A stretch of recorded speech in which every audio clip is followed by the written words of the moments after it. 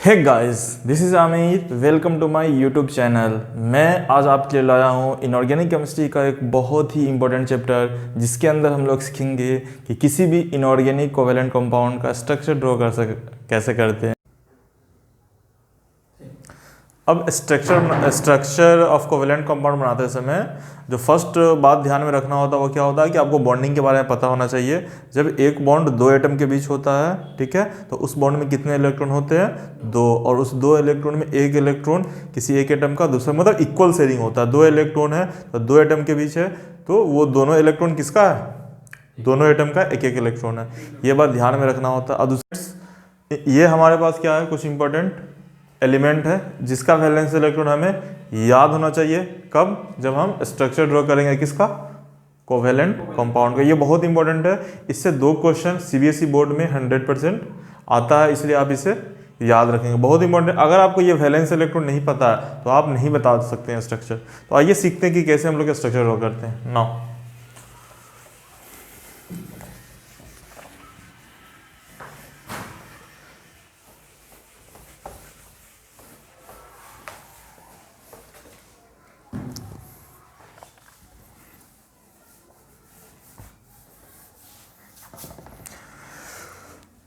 जैसे देखिए structure rules है।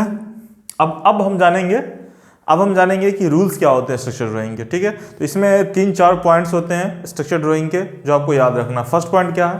फर्स्ट पॉइंट ये है कि find out the central atom. Find out what? Central atom. ये आपको पता ना। सबसे पहले फर्स्ट स्टेप होगा फाइंड आउट सेंट्रल एटम। अच्छा, सेंट्रल एटम कैसे फाइंड आउट करेंगे? तो इनका अपना एक क्या होता है, प्रॉपर्टीज होता है। सेंट्रल एटम ये याद रखेंगे, लेसर इन नंबर होगा। क्या होगा? लेसर इन नंबर। और दूसरा क्या होगा? बिगर इन साइज। ठीक है, इस दोनों कंसेप्ट से ही आप सेंट्रल एटम को फाइंड आउट कर लोगे। जैसे एज फॉर एग्जांपल मैं यहाँ पे बताऊं कि XeOF4 है। ठीक है, इसमें सेंट्रल एटम कौन है? तो इसमें एक जेनॉन है, एक ऑक्सीजन है, और फ्लोरीन कितने हैं? 4 है। तो इसमें सेंट्रल एटम कैसे फाइंड आउट करेंगे? लेसर इन नंबर। सबसे कम कौन है इसमें? ऑक्सीजन एक है, और जेनॉन भी कितने हैं? एक है। लेकिन सेकेंड क्या है? बिगर इन साइज। मतलब सेंट्रल एटम क्या होना चाहिए? बिगर इन साइज। यहाँ देख रहे हैं कि हम जेनॉन क्या है? बिगर इन साइज है। डेट्स वाई सेंट्रल एटम क्या होगा? यहाँ पे जेनॉन होगा। तो इस तरह से हम लोग सेंट्रल एटम फाइंड आउट करेंगे। सेकेंड जो हमारे पास रूल है फाइंड आउट करने का स्ट्रक्चर ड्राइंग, वो क्या है? दूसरा जो तरीका है, दूसरा तरीका नहीं, ये फर्स्ट रूल है और सेकेंड रूल। सेकेंड रूल क्या है? सेकेंड रूल में हम लोग क्या करेंगे, जितने भी हमारे पास ये सेंट्रल एटम हो गया, और जो सेंट्रल एटम के अलावा जितने भी एटम है, ठीक है, सबसे फर्स्ट स्टेप क्या है? सेंट्रल एटम को फाइंड आउट करना। उसके बाद क्या करेंगे? सेंट्रल एटम के बाद जितने भी एटम बच गए उसको क्या बोलते हैं हम लोग? टर्मिनल एटम बोलते हैं। क्या बोलते हैं? Terminal atom. सेंट्रल एटम को फाइंड आउट करेंगे, और सेंट्रल एटम के बाद जितने भी एटम बच गया, सारे के सारे एटम को क्या बोलेंगे हम लोग? Terminal atom. तो सेकेंड स्टेप क्या होगा? अटैच करना। क्या करना? अटैच। किसको? टर्मिनल एटम को। किससे? With what? Central atom by single bond. By what? By single bond. जैसे एज फॉर एग्जांपल मान लो हमारे पास कंपाउंड क्या है? CH4 है। तो इसमें सेंट्रल एटम कौन होगा? कार्बन होगा। और हाइड्रोजन है हमारे पास, तो हाइड्रोजन को क्या करेंगे? सिंगल बॉन्ड से क्या करेंगे? ऐड कर देंगे। जब बॉन्ड ऐसे ऐड करेंगे टर्मिनल को सेंट्रल एटम के साथ, तो इस बात को ध्यान रखना होता है कि ये जो एंगल है वो क्या होना चाहिए? 90 डिग्री नहीं, सेम होना चाहिए।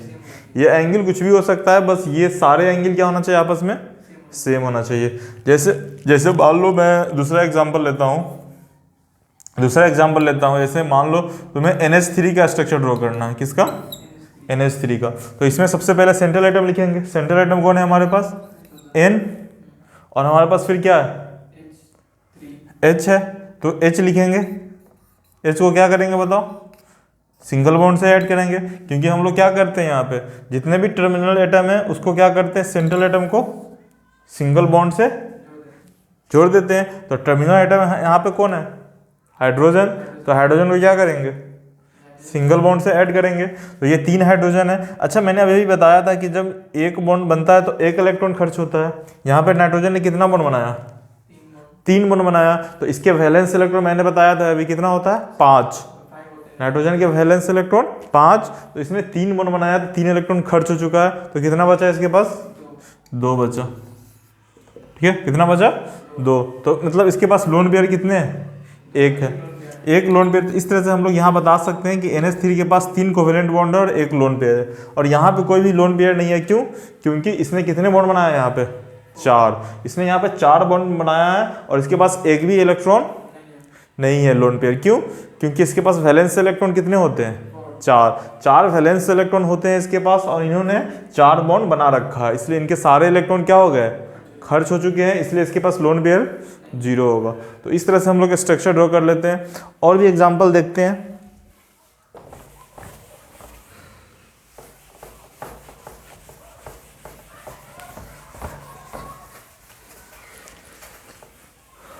और भी एग्जांपल देखते हैं, ठीक है। जैसे मान लो PCl3 का स्ट्रक्चर ड्रॉ करना है, किसका, PCl3 का। सेंट्रल एटम सबसे फर्स्ट रूल क्या है, सेंट्रल एटम फाइंड आउट करना। Central atom is one which is lesser in number. Now what will I do, all the central atom, this is central atom and this is terminal atom. अब terminal atom को क्या करेंगे, single bond से क्या करेंगे, add कर देंगे। हमेशा याद रखना है इस बात को कि जितने भी टर्मिनल एटम होंगे सबको क्या करेंगे, सिंगल बॉन्ड से अटैच करेंगे, किससे, सेंट्रल एटम के साथ। तो ऐड हो गया। और यहाँ पे फास्फोरस कितना बॉन्ड बना रहा है, 3 बॉन्ड बना रहा है। तो इससे कितने इलेक्ट्रॉन खर्च हो गए, 3। लेकिन इसका वैलेंस इलेक्ट्रॉन कितना होता है, 5। तो कितने बचे इसके पास, 2 इलेक्ट्रॉन बच गए हैं, तो 1 लोन पेयर। तो इस तरह से हम लोग PCl3 का स्ट्रक्चर भी ड्रॉ कर सकते हैं। आप याद रखना है कि ये एंगल आपस में क्या होना चाहिए, सेम होना चाहिए। तो इस तरह से हम लोग स्ट्रक्चर ड्रॉ कर सकते हैं, ठीक है। जैसे जैसे और भी है, किसी भी कंपाउंड का स्ट्रक्चर ड्रॉ कर सकते हैं, है ना। XgF6 का स्ट्रक्चर कैसे ड्रॉ करेंगे, सेंट्रल एटम Xc और यहाँ पे टर्मिनल एटम क्या है, F है। तो F को क्या करेंगे, सिंगल बॉन्ड, मैंने अभी बताया कि सबको क्या करना है, सिंगल बॉन्ड से ऐड कर देना है ना। तो ये हमारा क्या, ये एंगल क्या होना चाहिए, सेम होना चाहिए। लेकिन यहाँ पे कितने बॉन्ड बना रहा है जेनॉन, 6 बॉन्ड बना रहा है। तो इसके पास वैलेंस इलेक्ट्रॉन कितना होता है, 8। तो इसे कितने बच गए इलेक्ट्रॉन, 2। तो 2 लोन पेयर, मतलब 2 इलेक्ट्रॉन बचे थे, 1 लोन पेयर। तो 1 इलेक्ट्रॉन क्या करेंगे, इसको हम लोग अटैच कर देंगे। तो ये किसका स्ट्रक्चर हो गया, XcF6 का, ठीक है। तो इस तरह से हम लोग क्या कर सकते हैं, बताओ, स्ट्रक्चर ड्रॉ कर सकते हैं। अब हम देखेंगे कि जब ऑक्सीजन वाले, those organic compound which have oxygen, ऐसे those inorganic compound which have oxygen, जैसे ऑक्सीजन कंटेनिंग इनऑर्गेनिक कंपाउंड है, उसका स्ट्रक्चर ड्रॉ कैसे करते हैं। तो आप इस बात को हमेशा ध्यान रखेंगे कि जब भी ऑक्सीजन होगा तो ऑक्सीजन को कैसे अटैच करेंगे, डबल बॉन्ड से। Oxygen always attach with the central atom by double bond, है ना। सिंगल बॉन्ड से ऑक्सीजन कब अटैच होगा, जब उसके पास क्या आएगा, चार्ज आएगा, है ना। जैसे ये CO2 है, तो ये सेंट्रल एटम और ऑक्सीजन हमेशा क्या होता है, डबल बॉन्ड से अटैच होता है। इस बात को ध्यान रखेंगे कि ऑक्सीजन हमेशा क्या होता है, डबल बॉन्ड से अटैच होता है। तो ये CO2 हो गया, है ना। और ऑक्सीजन, कार्बन के वैलेंस इलेक्ट्रॉन कितने होते हैं, 4। तो इसने कितना बॉन्ड बनाया, 4। तो लोन पेयर क्या होगा, 0। तो इसके पास कोई लोन पेयर नहीं है। उसी तरह मान लो SO2 का स्ट्रक्चर बनाना है, तो बीच में क्या होगा, S। और इसके पास देखो यहाँ ऑक्सीजन है तो डबल बॉन्ड से जोड़ेंगे। और इसके पास वैलेंस इलेक्ट्रॉन कितने होते हैं, 6 वैलेंस इलेक्ट्रॉन होते हैं। इसने कितना बॉन्ड बनाया है, 4। तो 4 इलेक्ट्रॉन खर्च हो चुका है, कितने इलेक्ट्रॉन बच गए, 2। तो एक इसके पास क्या होगा, लोन पेयर। मान लो SO3 का स्ट्रक्चर बनाना है, तो बीच में क्या होगा, S। और कितने ऑक्सीजन है, 3 ऑक्सीजन है। तो 3 ऑक्सीजन क्या करेंगे, डबल बॉन्ड से ऐड कर देंगे। तो इस बात को हमेशा आपको याद रखना है कि ऑक्सीजन हमेशा सेंट्रल एटम से डबल बॉन्ड से ऐड होगा, कब, जब उसके पास चार्ज नहीं हो। अगर ऑक्सीजन के पास चार्ज है तो वो सिंगल बॉन्ड से ऐड होगा, किसके साथ? सेंट्रल एटम के साथ। ठीक है, जैसे हम लोग निगेटिव चार्ज वाला क्वेश्चन को देखते हैं। ठीक है, निगेटिव चार्ज जैसे मान लो CO3 -2 है। ठीक है, इसका स्ट्रक्चर कैसे ड्रॉ करेंगे? ये C है ना। अब देखो ये निगेटिव चार्ज है तो यहाँ पे ऑक्सीजन के पास चार्ज चला जाएगा, है ना। जब निगेटिव चार्ज है, इसके पास निगेटिव चार्ज है, तो ये कितने निगेटिव चार्ज है? 2। तो अगर निगेटिव चार्ज स्पेसीज हो, कोई ऐसा स्पेसीज जिस पे निगेटिव चार्ज हो और उसमें ऑक्सीजन भी हो, तो याद रखेंगे ऐसे ऐसे कंपाउंड का स्ट्रक्चर कैसे ड्रॉ करते हैं? जितना चार्ज है उतने ऑक्सीजन को क्या करेंगे? सिंगल बॉन्ड से जोड़ देंगे। कितने चार्ज है यहाँ पे? 2 चार्ज है, इसलिए 2 ऑक्सीजन को क्या करेंगे? सिंगल बॉन्ड से जोड़ देंगे। अब कितने ऑक्सीजन बच गए? एक ऑक्सीजन बच गया, तो चार्ज तो खत्म हो चुका है। चार्ज है क्या? अब नहीं है, तो एक ऑक्सीजन है तो उसको तो डबल बॉन्ड से जोड़ेंगे। तो ये हमारा किसका स्ट्रक्चर हो गया? CO3 2 माइनस का। इसी तरह मान लो PO4 -3 का स्ट्रक्चर करेंगे। अगर इसका स्ट्रक्चर ड्रॉ करना है तो इसमें सेंट्रल एटम P होगा और इस पर कितने चार्ज है? 3 चार्ज है। इसका क्या मतलब है कि 3 ऑक्सीजन को क्या करेंगे? सिंगल बॉन्ड से जोड़ेंगे। क्या करेंगे? सिंगल बॉन्ड से। कितने ऑक्सीजन को? 3 ऑक्सीजन को, क्योंकि कितने चार्ज है? 3 चार्ज है, तो जितने चार्ज होंगे उतने ऑक्सीजन को सिंगल बॉन्ड से। अब एक ऑक्सीजन बच गए तो उसको डबल बॉन्ड से जोड़ दो। तो इस तरह से हम लोग स्ट्रक्चर बना सकते हैं निगेटिव कंपाउंड का। ठीक है,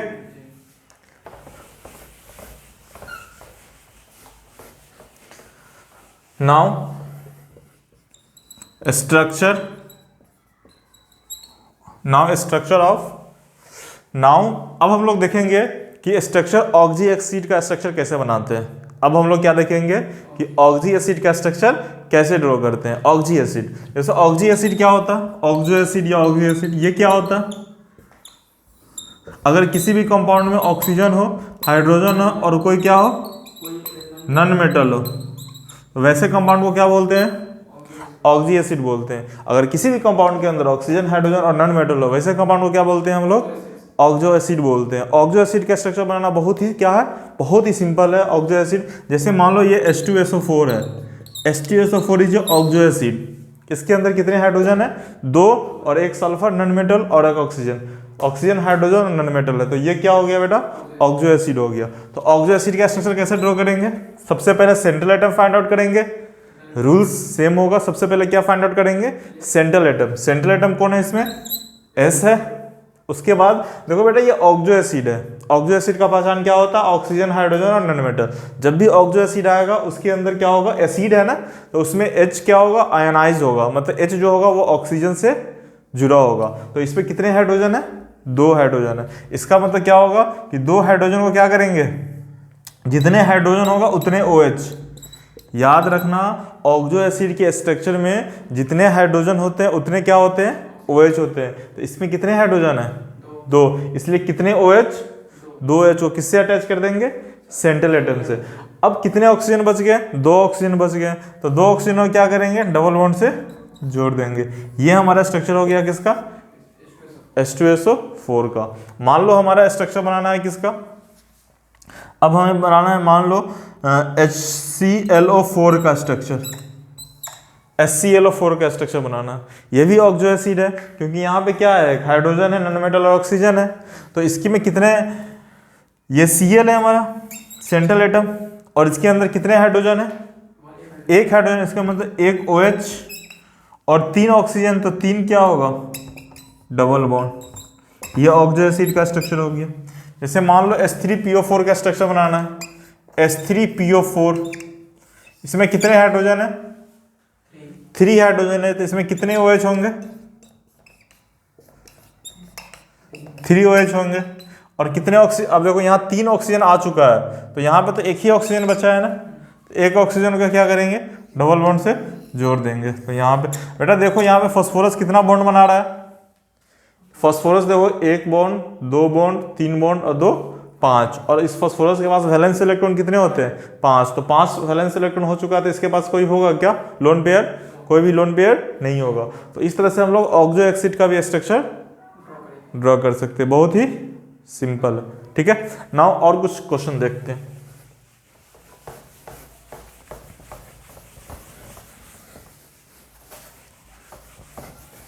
जैसे आपको मान लो HCO3 माइनस का स्ट्रक्चर ड्रॉ करना हो, SCO3 माइनस। यहाँ देखो बेटा हाइड्रोजन भी है, नॉन मेटल भी है और ऑक्सीजन भी है, मतलब ये ऑक्सो एसिड का क्या है, अनायन है। अनायन मतलब नेगेटिव चार्ज, तो ये ऑक्सो एसिड ही है एक्चुअली। तो ऑक्सो एसिड में सबसे स्ट्रक्चर ड्रॉ करना है, सबसे पहले क्या फाइंड आउट कर लो, सेंट्रल एटम। इसमें सेंट्रल एटम कौन है, कार्बन, और इसमें कितने हाइड्रोजन है, एक हाइड्रोजन है। इसका मतलब इसमें कितने OH होंगे, एक OH होंगे। बेटा मैंने बताया था अभी थोड़ा देर पहले कि जितने चार्ज होते हैं उतने ही क्या होगा, जितना चार्ज होगा उतना ही क्या होगा, उतना ही ऑक्सीजन को निगेटिव चार्ज से जोड़ देंगे। इसमें कितने चार्ज है, एक चार्ज है, तो एक ऑक्सीजन को क्या करेंगे, निगेटिव चार्ज से ऐड कर देंगे। देखो यहाँ 2 ऑक्सीजन आ चुका है, मतलब यहाँ पे कितना ऑक्सीजन बच गया, एक। This is the structure of SCO3 minus. This is very very important for your board exam. Okay, now अब मान लो तुम्हारे पास क्वेश्चन आ गया HPO4, ठीक है।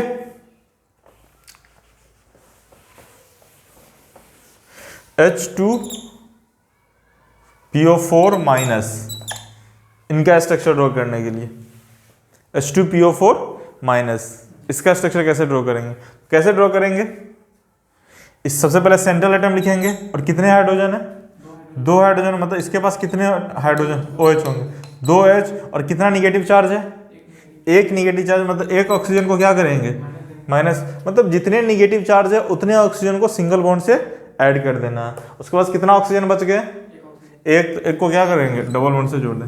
ये स्ट्रक्चर हो गया। तो इस तरह से हम लोग अनायनिक जो ऑक्सो एसिड है उसका भी स्ट्रक्चर ड्रॉ कर सकते हैं, ठीक है।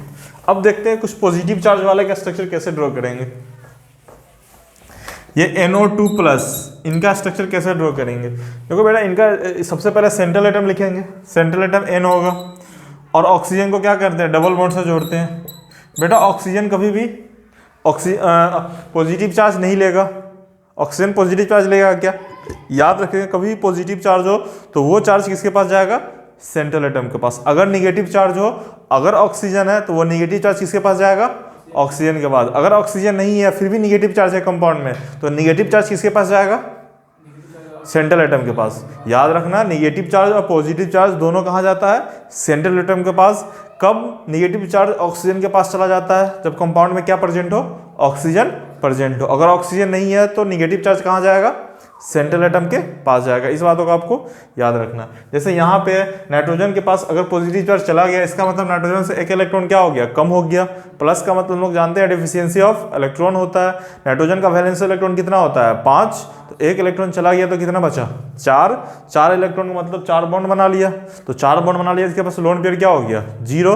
तो this is the complete structure of NO2 plus. बेटा अगर यह स्ट्रक्चर आपको पता है तो आप हाइब्रिडाइजेशन भी निकाल सकते हो। हाइब्रिडाइजेशन कैसे निकालते हैं, हाइब्रिडाइजेशन इज इक्वल टू होता है number of sigma bond plus lone pair. हम लोग को पता है कि डबल बॉन्ड में एक सिग्मा और एक पाई बॉन्ड होता है। तो इस नाइट्रोजन के पास इस मॉलिक्यूल में देखो 2 पाई बॉन्ड है, इसका मतलब 2 सिग्मा है, और लोन पेयर क्या है, 0 है। तो इसका हाइब्रिडाइजेशन क्या होगा, Sp। ये क्वेश्चन जेईई मेन में पूछ चुका है। यहाँ से हम लोग हाइब्रिडाइजेशन भी निकाल सकते हैं विदाउट एनी फार्मूला। तो विदाउट एनी फार्मूला भी हम लोग हाइब्रिडाइजेशन निकाल सकते हैं। अगर आप हाइब्रिडाइजेशन बहुत ही डिटेल में पढ़ना चाहते हैं तो आप नीचे कमेंट करके बताएं, मैं आपके लिए एक सेपरेट वीडियो लेकर आऊँगा। Thank you.